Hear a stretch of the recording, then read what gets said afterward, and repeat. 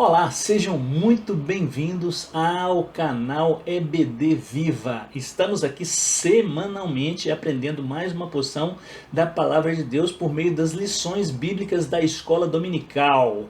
Eu me chamo Pastor Júnior Pimentel e nós já agradecemos a vocês que estão conosco todas as semanas e você também que está chegando agora. Seja muito bem-vindo, que Deus abençoe a sua vida rica e poderosamente. Estamos revivendo o que está escrito no livro de profeta Abacuque, capítulo 3, versículo 2. Aviva, ó Senhor, a tua obra no meio dos anos faze-a conhecida. Quarto trimestre de 2021. Nós estamos estudando sobre o apóstolo Paulo, lições de vida e ministério do apóstolo dos gentios para a igreja de Cristo. E hoje nós vamos aprender a 7ª lição.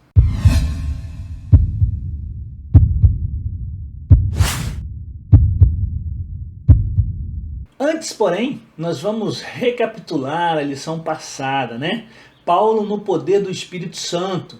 Nós estudamos que é preciso viver o Espírito Santo, no Espírito Santo, para fazer a obra de Deus, Também nós estudamos como pregar, a Cristo no poder do Espírito Santo, além de estudar o argumento de Paulo na plenitude do Espírito Santo e também sobre os ensinos de Paulo sobre o Espírito Santo. E hoje nós estamos, como dissemos, na 7ª lição, que vai nas nossas escolas bíblicas dominical no dia 14 de novembro de 2021. E o tema da lição de hoje é Paulo, o plantador de igreja. Nós aqui abrimos um parêntese para agradecer mais uma vez a todos vocês e pedir para que vocês compartilhem esse material. É muito fácil, depois que você está inscrito, você compartilha para que esse material chegue a mais, alcance mais vidas, mais irmãos, para que eles possam também estudar a Palavra de Deus conosco. Nós vamos estar juntinhos aí toda semana, isso fortalece o nosso canal e faz com que nós continuemos aí, a levar a Palavra de Deus, Deixa aí um comentário na timeline, dizendo de onde que você é, qual igreja que você pertence, qual o nome do seu pastor, que nós ao final vamos fazer um agradecimento, uma menção do seu nome, agradecendo a você no final, além de pedir a Deus que o abençoe, porque nós colocamos todas essas pessoas que participam conosco na nossa lista de oração. E não esqueça de clicar aí no sininho, para que você possa receber de primeira mão o nosso material sempre que for ao ar. Nós vamos já adentrar no texto áureo da lição de hoje.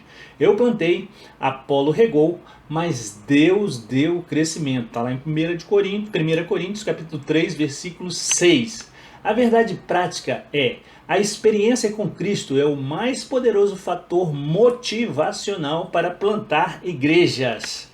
A leitura bíblica em classe de hoje encontra-se no livro de 1 Coríntios, capítulo 3, versículos 6 a 9, no livro de Atos, capítulo 13, versículos de 1 a 3, capítulo 16, de 1 a 5, 9 e 10. Iniciemos. Eu plantei, Apolo regou, mas Deus deu o crescimento. É o mesmo do texto áureo. Pelo que nem o que planta é alguma coisa, nem o que rega, mas Deus que dá o crescimento. Ora, o que planta e o que rega são um, mas cada um receberá o seu galardão segundo o seu trabalho. Porque nós somos cooperadores de Deus. Vós sois lavoura de Deus e edifício de Deus. Na igreja que estava em Antioquia, havia alguns profetas e doutores, a saber, Barnabé, Simeão, chamado Níger, e Lúcio, Cirineu e Manaém, que fora criado com Herodes, o tetrarca, e Saulo. E servindo eles ao Senhor e jejuando, disse o Espírito Santo: apartai-me a Barnabé e Saulo para a obra que eu tenho chamado. Então, jejuando e orando e pondo sobre eles as mãos, os despediram. E chegou a Derbe e Listra, e eis que estava ali um certo discípulo por nome Timóteo, filho de uma judia que era crente, mas de pai grego, do qual davam bom testemunho os irmãos que estavam em Listra e em Icônio. Paulo quis que este fosse com ele e, tomando-o, o circuncidou por causa dos judeus que estavam naqueles lugares, porque todos sabiam que o seu pai era grego. E quando iam passando pelas cidades, lhe entregavam para serem observados os decretos que haviam estabelecidas pelos apóstolos e anciãos em Jerusalém. de sorte que as igrejas eram confirmadas na fé e cada dia crescia em número. E Paulo teve de noite uma visão em que se apresentava um varão da Macedônia que lhe rogava, dizendo: passa a Macedônia e ajuda-nos. E logo depois dessa visão procuramos a partir para a Macedônia, concluindo que o Senhor nos chamava para anunciarmos o Evangelho. O objetivo geral da lição de hoje é motivar a igreja local para plantar mais igrejas. E os objetivos específicos que hoje nós estudaremos têm como objetivo específico mostrar que Paulo foi um desbravador sobre uma gloriosa obrigação. O tópico de número 2, que é o objetivo de número específico de número 2, sinalizar Antioquia como ponto de partida para o crescimento da igreja.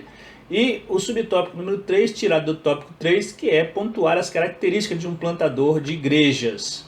Nós vamos adentrar no conteúdo da lição de hoje, mas nós gostaríamos aqui de afirmar que hoje, por meio dessa lição, nós vamos aprender com o apóstolo Paulo, que foi um excelente líder. Ele foi um líder exemplar, depois de Jesus, é claro, e deixou aí quase a metade dos livros do Novo Testamento para nós. Foi um obreiro que se dedicou integralmente a sua vida na missão de pregar o Evangelho para os gentios, e também para os judeus. Nós vemos aí que Paulo deixou aqui um legado, e nós, ao estudarmos aquilo que ficou registrado no livro de Atos, Coríntios, Efésios, Tessalonicenses e outras citações que nós vamos fazer, nós aprendemos lições grandiosas para que nós possamos aplicar em nossas vidas hoje. Introdução.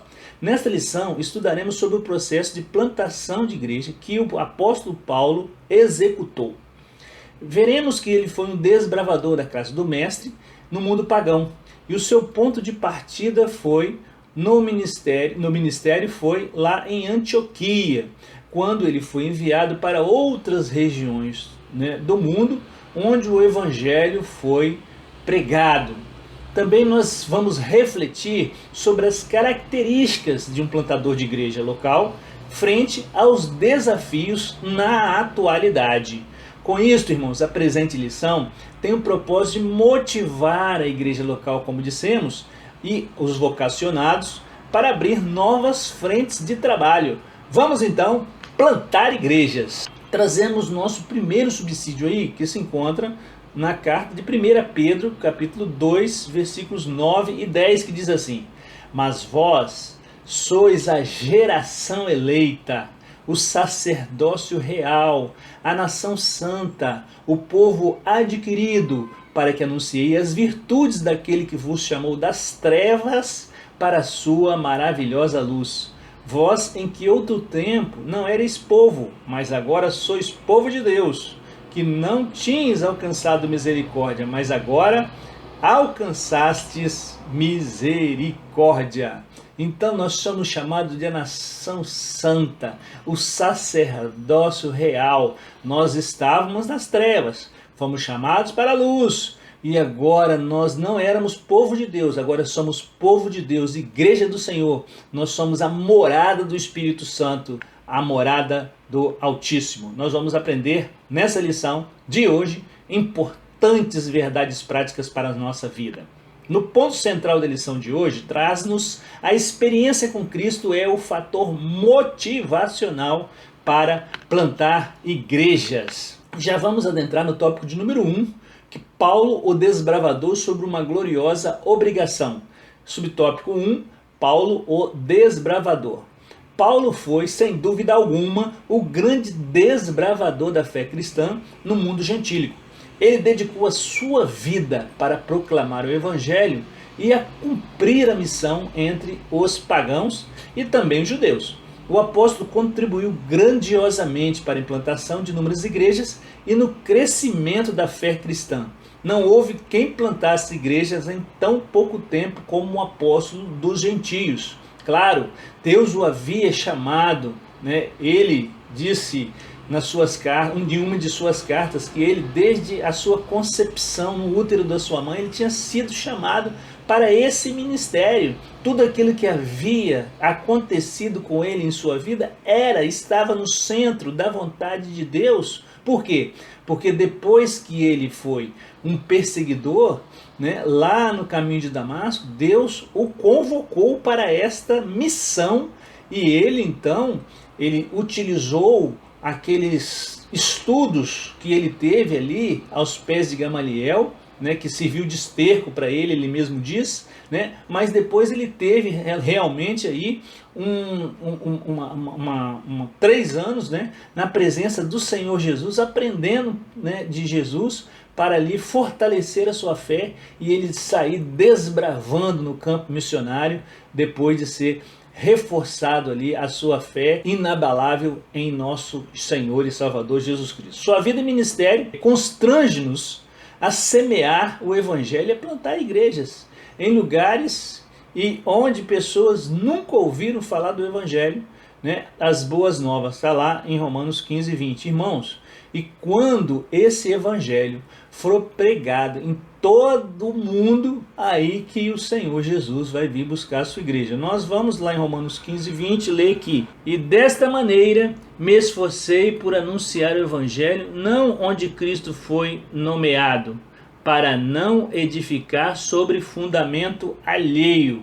Então ele plantou igrejas onde não tinham igrejas. E nós vamos observar durante a lição de hoje que depois ele passou numa segunda viagem, revisitando as igrejas plantadas na primeira viagem e ainda além disso, abrindo novas frentes de trabalho. E aqui no Brasil, irmãos, o movimento pentecostal também, ele cresceu vertiginosamente, porque homens e mulheres de Deus ouviram o chamado do Espírito Santo, né? E dedicaram as suas vidas, abrindo também pontos de pregação em suas casas, trabalho de oração, né? E a partir daí Deus deu também da mesma forma o crescimento, né? Em 1910, lá no Belém do Pará, então chegavam os missionários suecos, né? Ali, né, Daniel Berg, Gunnar Wingre, e ali, irmãos, a nossa igreja, a Assembleia de Deus, que antes era chamada Missão Apostólica, né, ela nasceu aqui no Brasil e ela cresceu, floresceu, e hoje nós temos aí, somos a primeira denominação, a primeira igreja em número no Brasil. Isso é muito importante, como Deus abençoou rica e poderosamente esse trabalho. Vamos trazer um outro subsídio aí, né? Em Atos capítulo 26, versículo 20. Preguei em primeiro lugar aos que estavam em Damasco, depois aos que estavam em Jerusalém, em toda a Judéia, e também aos gentios, dizendo que o que? Se arrependessem e voltassem para Deus, praticando as obras que mostrassem o seu arrependimento. Também Paulo, lá perante o rei Agripa, ele diz: antes anunciei primeiramente aos que estão em Damasco e em Jerusalém, e por toda a terra da Judéia, e aos gentios que se emendassem e se convertessem a Deus, fazendo obras dignas de arrependimento. Eu li aqui duas versões, né? A Nova Versão Internacional, em primeiro lugar, e depois a Almeida Corrigida, né? A diferença aqui é que emendassem e convertessem a Deus. E na Nova Versão Internacional é que se arrependessem e se voltassem para Deus, né? Tanto os judeus, né, tanto e os gentios, que ele então trazia a mensagem do arrependimento. Subtópico de número 2, uma gloriosa obrigação. O apóstolo foi chamado por Cristo para pregar o evangelho aos gentios. Por isso, na Bíblia, vemos a expressão: eu, Paulo, sou prisioneiro de Jesus Cristo por vós, os gentios. Seu compromisso com os gentios estava firmado em Cristo, nosso Senhor. Nesse sentido, toda a sua ousadia e coragem e precisão no ministério de plantação de igrejas levaram em conta esse compromisso com Cristo. Aí nós lemos 1 Coríntios capítulo 9, versículo 16. Pois me é imposta essa obrigação, e ai de mim se não anunciar o evangelho. Assim Paulo, o apóstolo Paulo, passou a pregar ousadamente a Jesus Cristo nas sinagogas, anunciando que ele era o único Filho de Deus. essa ousadia e coragem, nós também recebemos do Espírito Santo para da mesma forma anunciarmos ousadamente a Jesus Cristo, o ressuscitado que morreu na cruz. Vamos mais um subsídio em Mateus capítulo 28, versículos 18 e 20. E chegando-se, Jesus falou-lhes dizendo: me é dado todo o poder no céu e na terra. Portanto, ide, fazei discípulos em todas as nações, batizando-os em nome do Pai, do Filho e do Espírito Santo, ensinando-os a guardar todas as coisas que eu vos tenho mandado, e eis que estou convosco todos os dias até a consumação dos séculos. Amém. Nós podemos ajudar de três formas. Nós podemos orar por aqueles que estão indo, nós podemos ir também para o campo missionário e nós podemos contribuir financeiramente para aqueles que vão serem sustentados na obra do Senhor. Não adianta igrejas enviar missionário e deixar o missionário abandonado lá.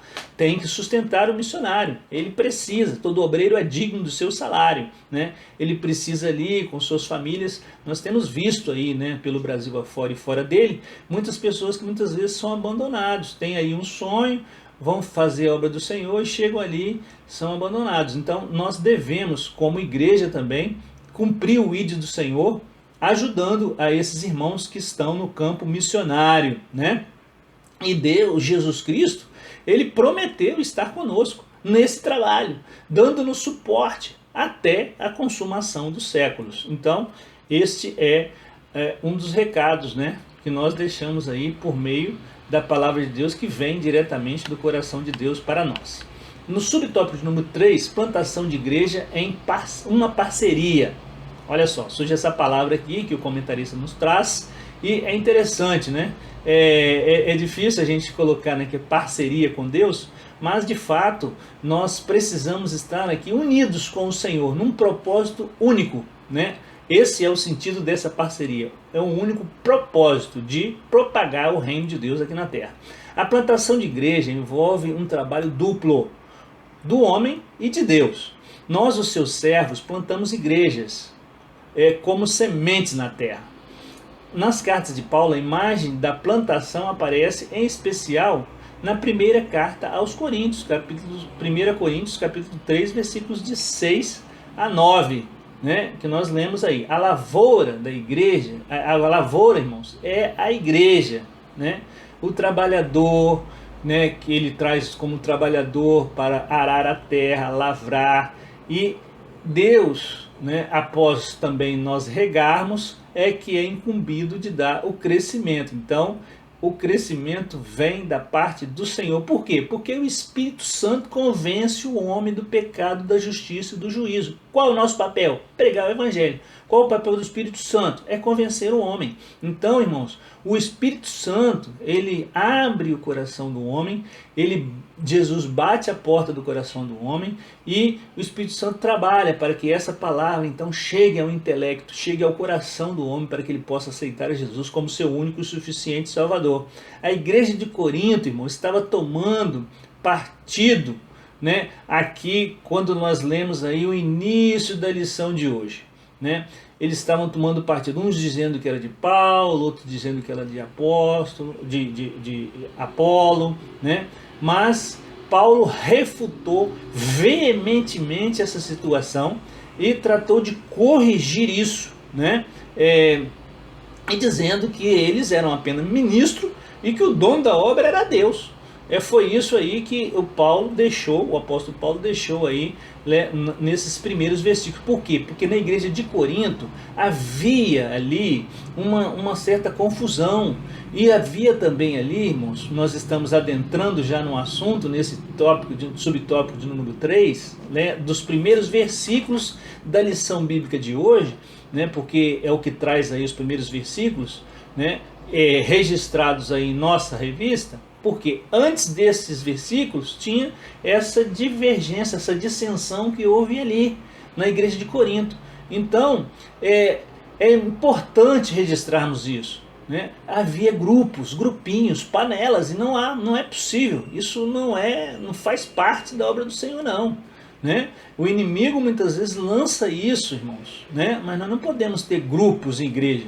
Não pode ser de Apolo, não pode ser João, de Maria, igreja de João, de Lucas, de André. Não, a igreja é do Senhor Jesus, Ele é o dono da obra. Nós não somos, nós somos apenas mordomos. Nós cuidamos do trabalho, nós podemos abrir as igrejas, nós podemos estar aqui, muitas das vezes Deus levanta pastores, homens de Deus para pastorear essas igrejas, mas não são donos de igreja. O dono da igreja é o Senhor Jesus, é Ele, e toda glória e toda honra deve ser dada a Ele. Ele não abre mão disso. Nós não podemos estar ali no lugar do Senhor, porque evitemos, né, de trabalharmos dessa forma. Nós temos que entendermos esse chamado, que é um chamado de Deus, para nós estarmos aqui labutando na sua obra, mas a seara é do mestre, porque nós somos cooperadores de Deus, e vós sois lavouras de Deus, edifícios de Deus. Lavoura de Deus é em relação a números, a quantidade. A lavoura, né, é muita. Quanto mais semeia, mais se colhe, né? Então, assim, a semeadura, que é o campo, né? A semeadura, a semente é a palavra, o campo são os corações de todos aí, né? E nós, como templo do Espírito Santo, então recebemos a palavra, e nós então também somos consideradas, a igreja é considerada o edifício de Deus, fundada sobre uma pedra angular que é Jesus Cristo. Esse edifício de Deus traz a nomenclatura de qualidade. Edifício não pode ser construído com qualquer pedra, não, né? Ela tem que ter um fundamento, que é Cristo. Por isso que Paulo diz que se trouxerem outro evangelho que não seja Cristo, seja considerado anátema. Então, esse edifício de Deus, que é a igreja do Senhor, né, ela é construída com quê?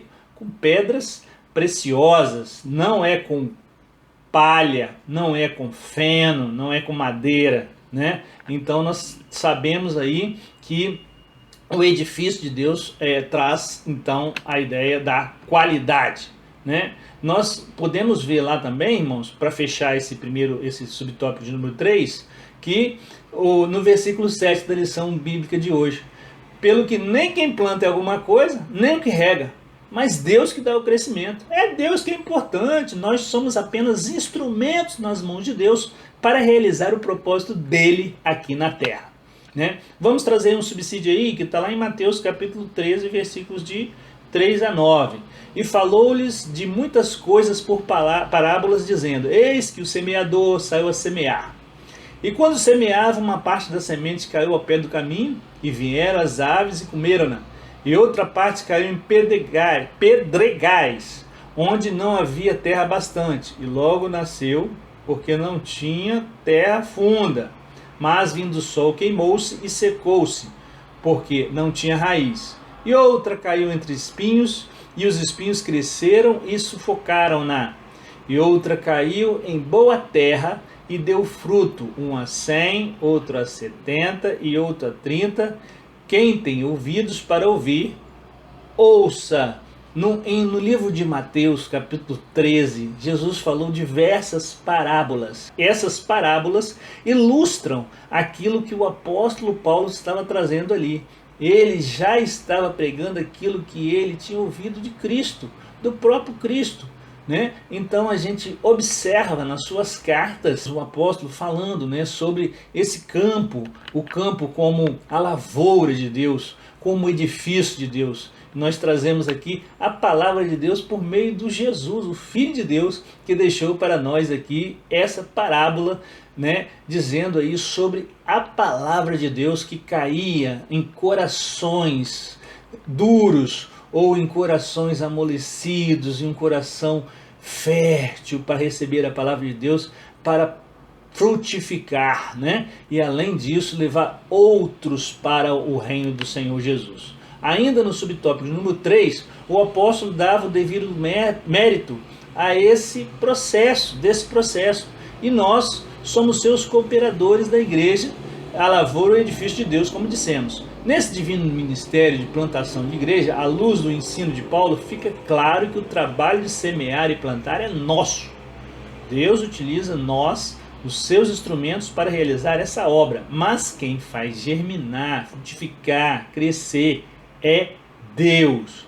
Então, para o subtópico 3, que é a plantação de igreja, uma parceria, nós fechamos aqui dizendo o seguinte, que Deus e o homem cooperam juntos na plantação de igrejas. Lá em Efésios capítulo 2, versículo 10, diz assim: porque somos feitura sua, criados em Cristo Jesus para as boas obras, as quais Deus preparou para que andássemos nela. Também nós podemos observar, irmãos, que no capítulo 6, versículo 19 e 20, nós vemos o apóstolo Paulo chamando de corpo santo de Deus a igreja, que é o corpo santo de Deus. Nós podemos aí ficar também com Efésios capítulo 2, versículos 19 a 22, que fala sobre a igreja universal. Então, estudando sobre igreja, sobre plantação de igreja, nós temos aí a igreja como o centro, o cerne da vontade do Altíssimo. A síntese do tópico 1 diz assim, que o apóstolo Paulo foi um desbravador de Cristo sobre uma gloriosa obrigação. Vamos para o tópico de número 2, Antioquia, o ponto de partida para o crescimento da igreja. Uma igreja missionária. Que maravilha, estudarmos sobre a igreja de Antioquia, uma igreja que tinha um coração missionário, irmãos, e que andava em espírito. Nós podemos verificar durante a lição de hoje que eles oravam, jejuavam, estavam ali, né, e estudando a palavra de Deus, orando e jejuando. A igreja de Antioquia era rica em líderes. Está lá também na nossa leitura da Bíblia da lição de hoje, Atos capítulo 3, de 1 a 3. Pois nela havia profetas e doutores, a saber, Barnabé, Simeão, congominado aí Níger, Lúcio de Cirene e ainda Manaém, companheiro de infância do tetrarca Herodes aí, né? E também Saulo, né, irmãos? Então nós podemos observar aí que Deus, por meio de Lucas, que escreve aí o livro de Atos, ele faz questão de registrar o nome aí, os nomes desses mestres, desses doutores, e deixou registrado para nós as pessoas que contribuíram rica e poderosamente aí no ministério, no início da obra, irmãos, que sofreram ali para então trazer esse evangelho de Cristo, né, em meio a tantas dificuldades, a tanta incredulidade, a tanto farisaísmo, a tanta foco na letra. E aí vem aí a graça salvadora de Jesus Cristo, a mensagem da cruz do Cristo ressurreto. Ali então foi o ponto de partida, lá na igreja de Antioquia, né, de Paulo para a extraordinária obra de plantar igrejas para entre os gentios. E juntamente com Barnabé, né, sob jejum e oração e a imposição de mãos, irmãos. Então foram enviados para o mundo gentil para pegar o evangelho, né? Então ali eles não saíram por livre e espontânea vontade, não. Eles saíram primeiro, né? Foi uma obra do Espírito Santo. Segundo lugar, eles estavam ali orando e jejuando, então buscando na fonte sanadora, em Jesus, por meio do Espírito Santo, a direção. E ali Deus deu a direção, então eles instituíram com imposição de mãos sobre aqueles obreiros. Eles então chamam Barnabé e Saulo. Inclusive Barnabé aí aparece como líder dessa caravana, né? Dessa missão.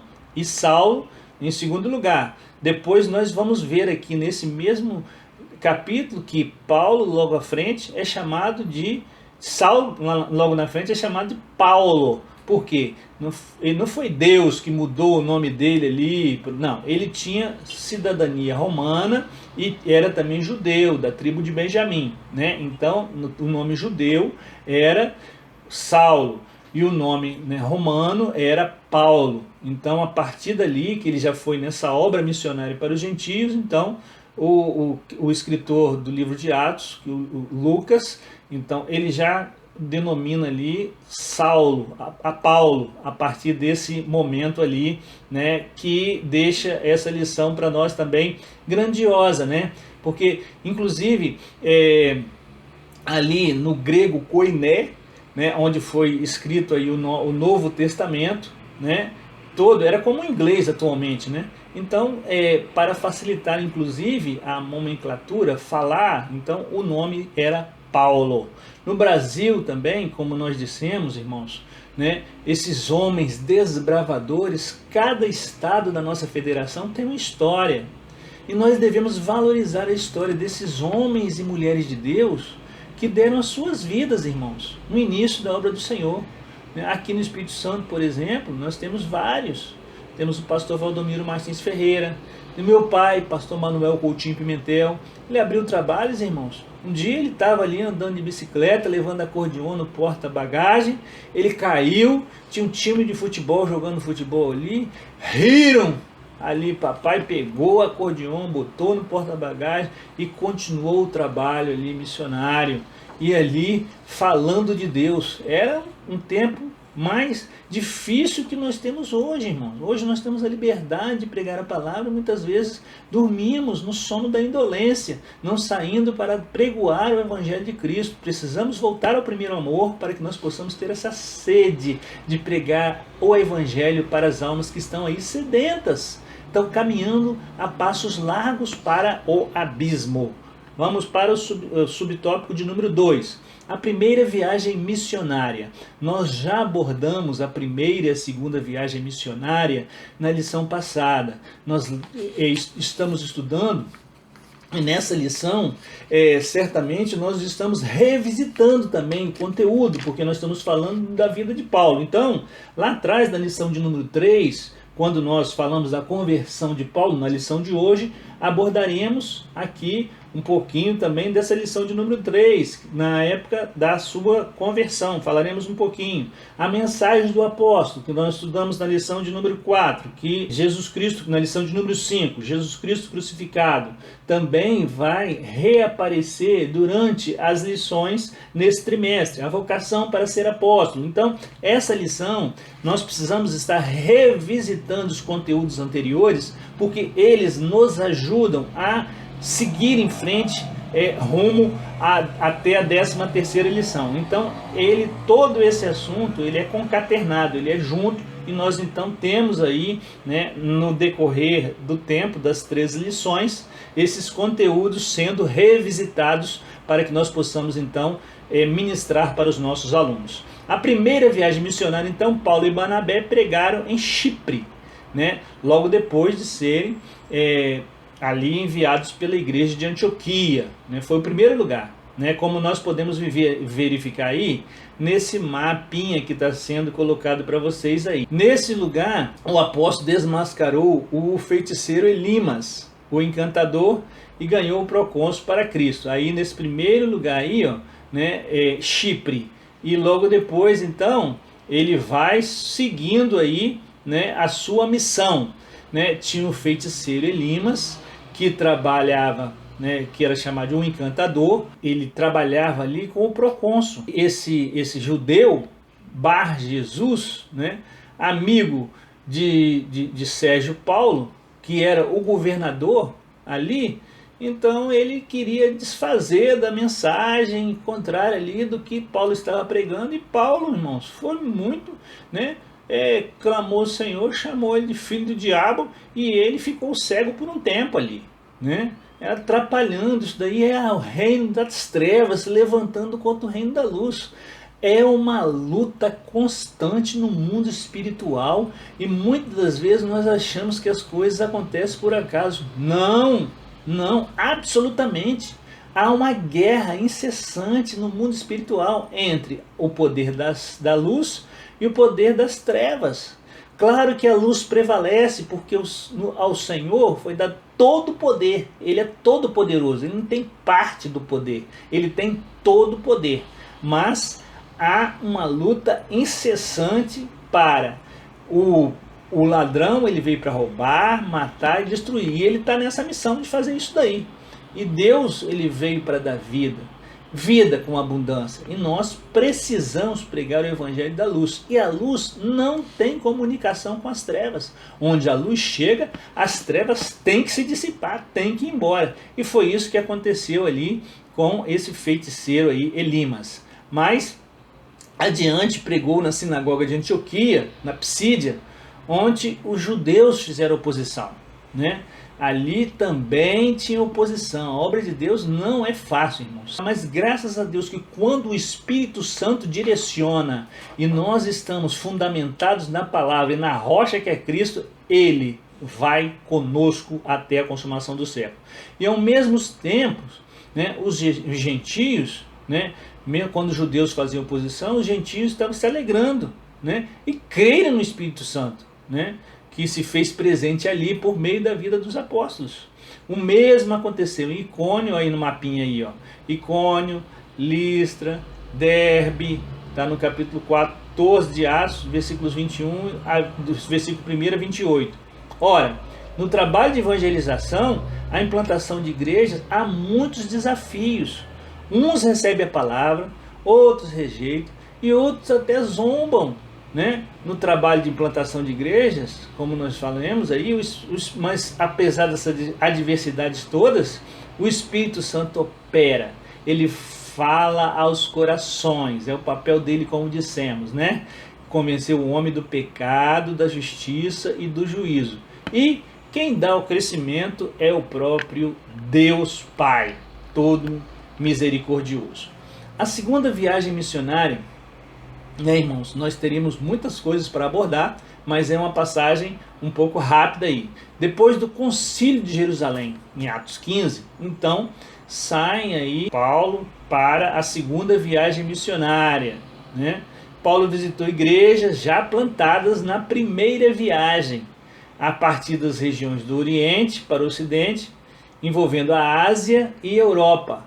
De fato, irmãos, nessa segunda viagem houve uma mudança de rumo por direção do Espírito Santo, pois ele teve uma visão onde um macedônio dizia: passa a Macedônia e ajuda. Então Deus, né, ele queria, né, ir para a Ásia, mas Deus o direcionou para Macedônia. Então ali Deus também operou rica e poderosamente na vida do apóstolo Paulo, né? Na primeira viagem ele estava ali, né, com Barnabé, João Marcos, que já tinha voltado, inclusive houve uma dissensão aí, né, entre Paulo e Barnabé, e os dois então foram um para cada lado na segunda viagem. Por quê? A partir desse momento, porque Deus tinha o plano de Deus, irmãos, era a propagação do evangelho. Então foram duas vertentes ali, dois homens de Deus pregando para lugares, para direções diferentes, né? Paulo também, quando houve essa divergência, ele mostra o lado humano, né? Nós devemos, irmãos, estar fundamentados, né, na palavra e seguirmos a Jesus. Jesus é o único caminho, ele que é o nosso exemplo central. Tanto o Antigo Testamento, que apontava para Jesus, Jesus na plenitude do tempo, que veio, morreu, ressuscitou e está nos céus, foi assunto ao céu, vai voltar para buscar a sua igreja. Ele é o centro da palavra e nós precisamos seguir a vida de Jesus, que é o único caminho. Então, como dissemos, voltando aí à lição, Paulo, aquela visão, então ele foi ali, que está em Atos capítulo 16, versículo 9, teve aquela visão: passe a Macedônia e ajuda-nos. Paulo então empreendeu uma viagem que incluía Derbe, aí, ó, mais uma vez o mapinha, Listra, Troas, Filipos e Tessalônica, Bereia, Atenas, Corinto, Éfeso. Outras cidades foram alcançadas pelo ímpeto evangelístico do apóstolo e inúmeras igrejas foram plantadas. Quando estamos na dependência do Espírito Santo, uma visão ampliada acerca do reino de Deus nos constrange a abrir novas frentes de trabalho, né? Nós que somos santuários de Deus, morada do Altíssimo, né? Nós vemos aí, irmãos, que nós podemos, né, estar, muitas das vezes, focando o trabalho no nível local, mas não podemos perder de vista fora das quatro paredes nós anunciamos o Evangelho. Até a igreja local precisa sair das quatro paredes, precisam fazer o evangelístico urbano, precisam ir nas praças, né? Onde tem uma banda de música, vai, leva, toca, né? Ali, aqueles hinos, aquela palavra que vai ser ministrada ali, vai com certeza ao encontro do coração do pecador e ele vai se arrepender dos seus pecados e se render a Cristo. A síntese do tópico 2, então, a igreja de Antioquia foi o ponto de partida para Saulo plantar inúmeras igrejas. O tópico de número 3, características de um plantador de igrejas, motivado pelo chamado. Como vemos em Paulo, um plantador de igrejas deve estar consciente do chamado divino em sua vida. Deus nos chama e confirma esse chamado, né, no corpo de Cristo. Atos 9, 17 a 22. Olha, irmãos, quando se tem a certeza do chamado, Deus, né, chama e nós sentimos no nosso coração o chamado de Deus. Nós somos vocacionados então para essa obra e nós sentimos esse chamado. E nós, quando temos o chamado de Deus, devemos estar sob a direção de Deus. Como o apóstolo Paulo ali. Ele queria ir para um lugar, o Espírito Santo constrangia ir para outro, e ele obedecia. Muitas vezes nós falamos assim, Senhor, faça a sua vontade em minha vida, nos abençoa para que nós possamos pregar. Aí o Senhor encaminha e te dirige para um lugar. Não, Senhor, aí não quero ir não, me leva para outro lugar, Senhor, isso aí eu não quero não. Então, assim, devemos, então, quando fizermos uma oração, nos colocando, né, segundo a vontade do Senhor, devemos obedecer sua palavra e ir para onde, né, Ele nos orientar. Abraão foi a mesma coisa. Ele foi para uma terra onde não conhecia. E Paulo gostaria de ir para um lugar, o Espírito Santo mandava para outro. Ele também obedecia. Então, na vida de Paulo, tudo começou no caminho de Damasco. Agora já o comentarista traz-nos a revisitar lá, né, no caminho de Damasco, aquele grande clarão, né, um resplendor que o cercou, que o deixou cego durante 3 dias. Ananias foi, impôs as mãos sobre ele, ele foi cheio do Espírito Santo, foi batizado, pregou durante 15 dias nas sinagogas. Os judeus quiseram ali, né, o matar. Ele desceram os cristãos, ele por uma parte do muro ali no cesto. Ele foi para o deserto da Arábia, se preparou durante 3 anos, volta para Damasco, dali para Jerusalém. E aí, irmãos, esse ministério grandioso, sob a orientação do Espírito, esse impacto real na vida que ele teve, quando o próprio Senhor Jesus aparece para ele, e ele então é denominado apóstolo dos gentios. É a grande mão do Senhor, lembrando de nós, pecadores, gentílicos, que estamos aqui hoje, alcançamos a graça de receber a mensagem de Cristo em nossas vidas. E ele, então, voltando à lição, esse começo tornou-se um elemento motivador no ministério de Paulo. Então foi Cristo que o motivou, foi Cristo que o chamou diretamente, e ele obedeceu o chamado de Cristo. Saulo, Saulo, por que me persegues, né? Então diz, que eu tenho que fazer assim? Ele mandou um discípulo dele, Ananias, com as orientações do que ele precisava fazer, orando por ele, tirando aquelas, né, caiu como escamas, ele voltou a ver, e ele já estava orando e jejuando quando Ananias o encontrou ali. Que impacto fenomenal que houve na vida do Saulo, virando então esse plantador de igreja que nós estamos estudando na lição de hoje. Sempre há um ponto de partida que somos tomados pela consciência daquilo que Deus nos chamou a fazer, que nós comentamos há pouco. Essa consciência do chamado é o fator motivacional que nos faz enfrentar os desafios diante de nós, e aí o comentarista deixa para nós: Deus ainda chama, Ele chama hoje, né? Muito bem, No subtópico 2, experimentado no deserto da vida. E aí cita um pouquinho sobre a experiência no deserto da Arábia. O apóstolo foi experimentado no deserto da Arábia, está lá em Gálatas 1, 17 e 18. Ele comenta, inclusive, quando ele fala aos Gálatas ali, né, nesse capítulo 1, versículos 17 e 18, ele comenta sobre Atos. Lá, né, ali, logo depois que que Ananias faz aquela oração por ele. Então esse interstício de 3 anos é citado em Gálatas 17 e 18 aqui. Para forjar o nosso caráter, muitas vezes Deus nos leva ao deserto da vida, para falar ao nosso coração, né? Portanto, olha lá, Oséias 2,14.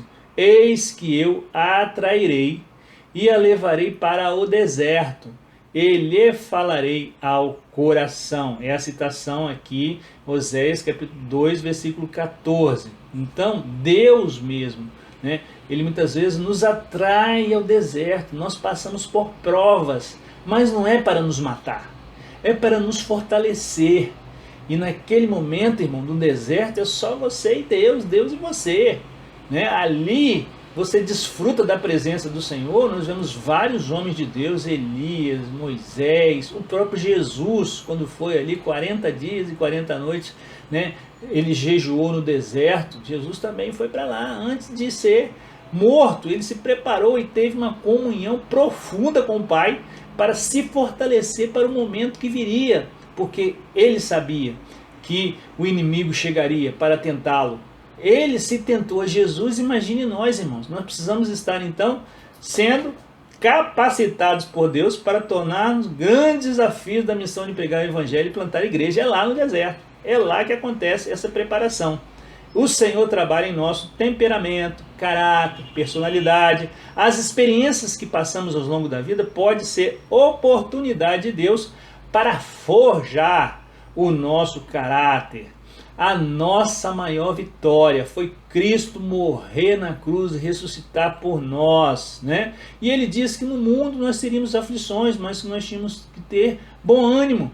Nós íamos ter problemas, nós íamos ter tempestades, mas ele estaria conosco. Em Cristo, irmão, nós somos mais que vencedores.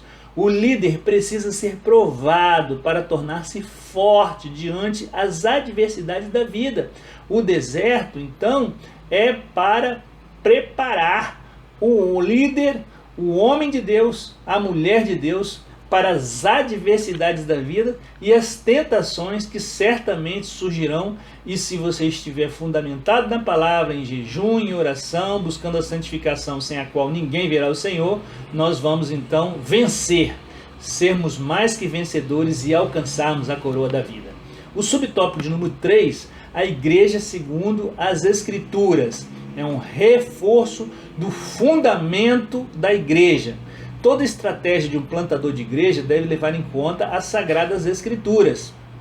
Nas Escrituras vemos que a igreja local é um lugar onde devemos ter um relacionamento pessoal com Deus, onde há amor pelo pecador, onde há batismo no Espírito Santo para o exercício do serviço, a profusão dos dons espirituais, ministeriais e de serviço, como nós também já estudamos na Escola Bíblica Dominical, né? Essa lição, irmãos, e Paulo chega a falar sobre, né, esse leite, o leitinho, né, que não deve, para alguns, né, é dado o alimento sólido, para outros, que chamou de meninos, é o leite. Mas como interpretar isso também? Que me questionaram esses dias. Olha só, irmãos, nós sabemos que quando nós somos maduros espiritualmente, nós podemos aprofundar um pouco mais na palavra de Deus. Mas as lições bíblicas hoje, né, que nós estudamos na escola dominical, é a mesma para as crianças, para os adolescentes, para os adultos, para os jovens, para os idosos, para os casais, no sentido de, quando eu digo a mesma, é a mesma palavra, né? É a palavra de Deus. Lá nas crianças, o plano da salvação está sendo estudado, está sendo explicado, né? A criação do mundo está sendo explicado, para o adulto também, para o novo convertido também. Agora, aprofundamento na palavra, isso daí que né, já não é o leitinho, é a carne, aquele alimento mais sólido, que é para aqueles que estão mais firmados na palavra já, que podem receber então esse alimento mais sólido. É isso que o apóstolo então está dizendo ali, né? Então, voltando aqui, há de se ter autoridade do alto para expulsar demônios, curar enfermos, né? Ter a pregação fiel da palavra de Deus, com a autoridade do Espírito e vida de oração, pois os ministros não podem deixar de perseverar na palavra e na oração. Não pode, né? Tem que se ter uma vida dedicada, não só ao trabalho. Em primeiro lugar também a família, não pode deixar a família para fazer a obra do Senhor e largar a família e perder a família, né? Não pode. Tem que cuidar da família, tem que cuidar do povo de Deus, né? O obreiro precisa de ser zeloso pelos seus e amar ao próximo como a ele mesmo. Então, que é o mandamento do Senhor Jesus, né? Nessa igreja, batizamos em nome do Pai, do Filho e do Espírito Santo, partilhamos da ceia do Senhor e aguardamos a sua volta para nos encontrar com Ele. Não podemos perder de vista que nós plantamos, mas Deus que dá o crescimento e aprova a obra, como está escrito em 1 Coríntios 3,6. A nossa esperança é quem? Nossa esperança é sua vinda. O Rei dos Reis vem nos buscar.